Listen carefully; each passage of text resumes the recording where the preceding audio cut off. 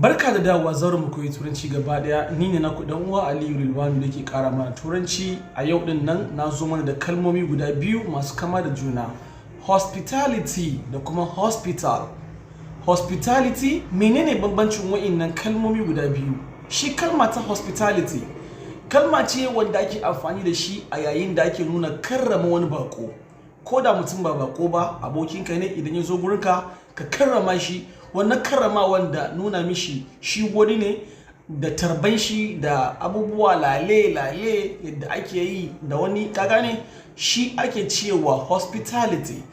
Shi kuma kalma ta hospital kalma ce da ake nufi wani guri wanda ake jinyan mutane, ake kawo marasa lafiya a duba lafiyansu, a basu magani kuma su warke da yardar Allah. Duk wani gurin da ake harka ko mu'amala irin wa'innan, imma na gargajiya ne ko kuma na asibiti, wannan guri shi ake cewa hospital. Kai tsaye wannan kalma ta hospital da Hausa ana ce mata asibiti.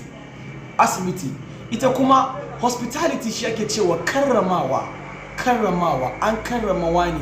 An karrama wani, ko kuma wani mai karamci yana karrama mutane.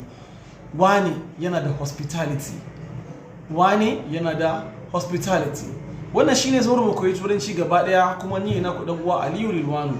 Idan ka samu wannan content din abin amfani ne ko kuma ya educating dinka, zaka yi sharing mana wannan particular video din, ka liking wannan video, kar ka manta ka liking, ka following wannan channel din ko kuma ka subscribing ma wannan channel din saboda samun content ire-iren wayannan masu ilimantarwa na koyon turanci. Kuma muna koyar da yadda ake karatun Hausa da kuma yadda ake yin rubutun Hausa.